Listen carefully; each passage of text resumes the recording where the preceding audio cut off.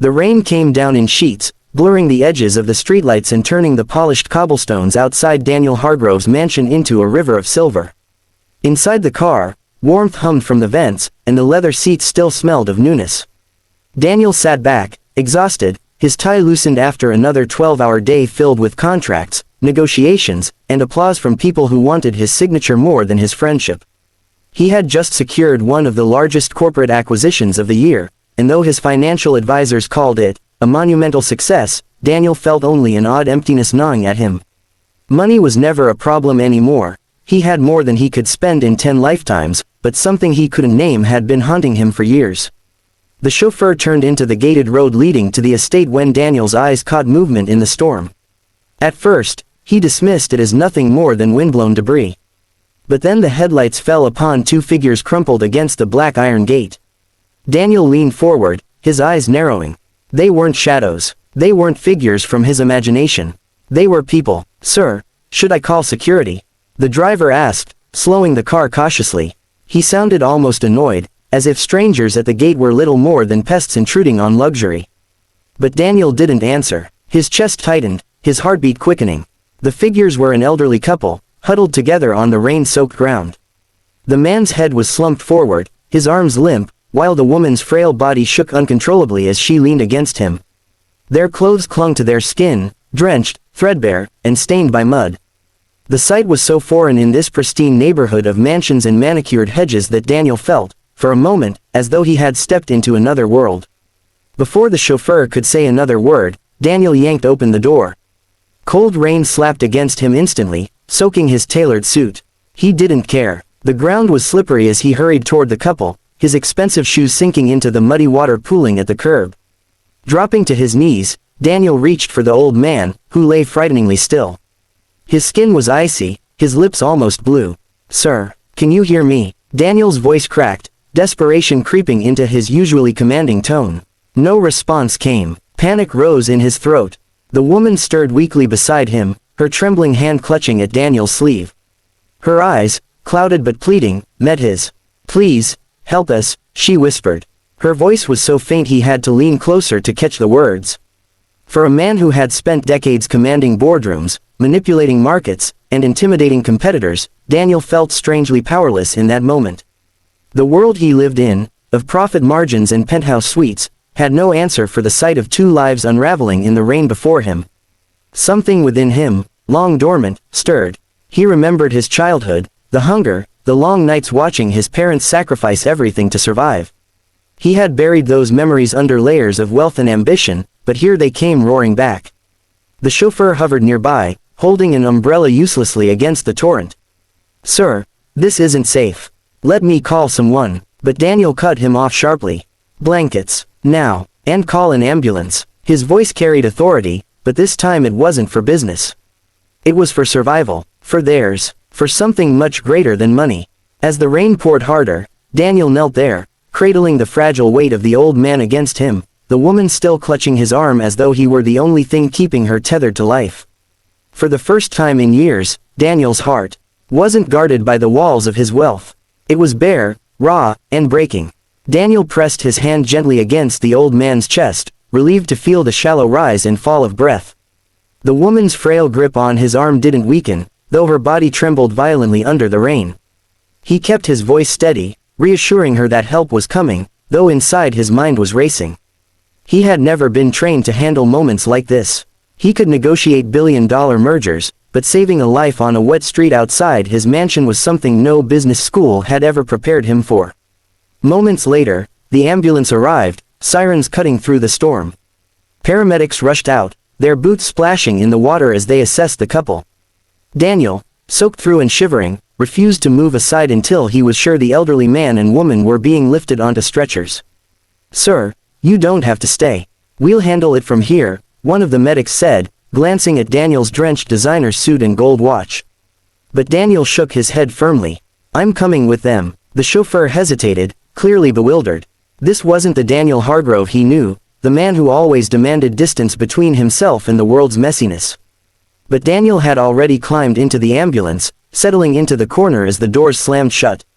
He ignored the disapproving looks from the medics. His eyes stayed fixed on the pale faces of the elderly couple as the vehicle sped through the rain-slick streets. At the hospital, Daniel followed them into the emergency ward, standing awkwardly in the hallway while the doctors worked. His wet clothes clung uncomfortably to his body, but he barely noticed. His mind was elsewhere, spiraling into memories he had long suppressed. He remembered being a boy, standing in a cramped apartment with a leaking roof, watching his mother patch holes with cardboard. He remembered the nights when his father came home after 14 hours at the factory, his hands blistered, his face gray with exhaustion. Daniel had sworn back then that he would escape poverty at all costs. And he had. He had clawed his way into wealth, building an empire so vast that he never again had to fear hunger or cold. But staring at the couple behind those hospital doors, he realized that his success hadn't insulated the world from suffering. It had only insulated him from seeing it. They could have been his parents, fragile, forgotten, collapsed in the rain while the rest of the city rushed by. A guilt so sharp it felt like a knife twisted in his chest. For years he had told himself that giving money to charities and foundations was enough.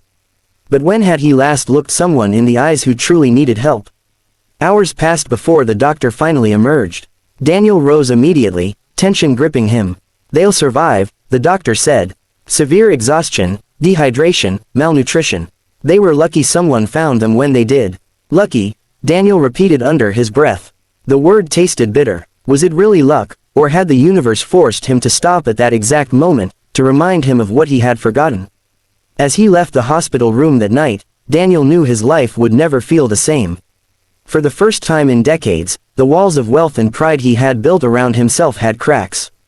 And through those cracks poured something unfamiliar, something he had almost lost forever: compassion. The morning light filtered weakly through the hospital windows, pale after the storm. Daniel returned with a paper bag full of hot food and a small suitcase filled with clothes he'd had his assistant rush over. He entered the ward quietly, expecting the couple to still be asleep, but the woman stirred and looked at him. With a mixture of confusion and gratitude, the old man, now propped slightly upright in bed, blinked slowly as though it took all his strength to focus. "You came back," the woman whispered, her voice hoarse but steadier than the night before. Daniel placed the bag on the small bedside table and forced a smile. "I said I would, and I brought breakfast. You need food, not just hospital drips."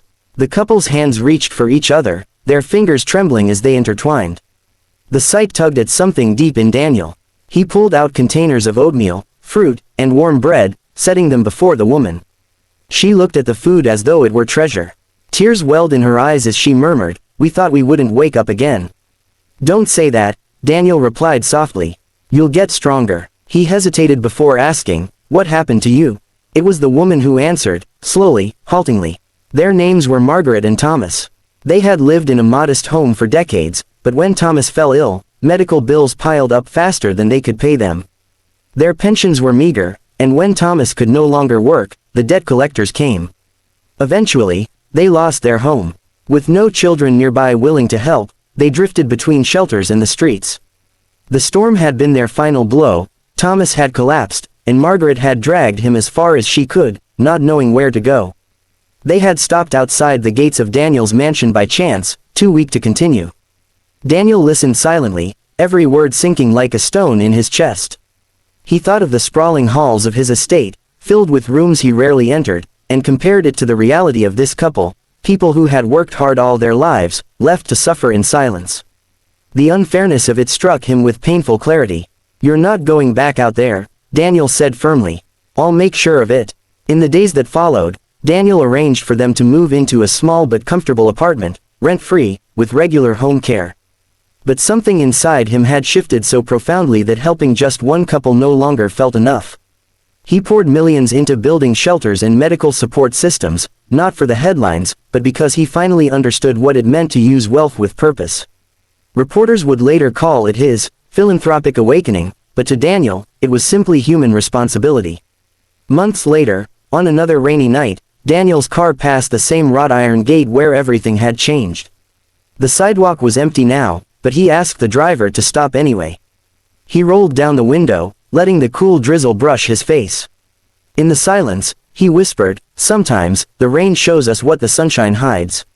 And for the first time in years, Daniel smiled, not the tight, practiced smile of a businessman, but a genuine one, born from the rediscovery of something far richer than money, his own humanity.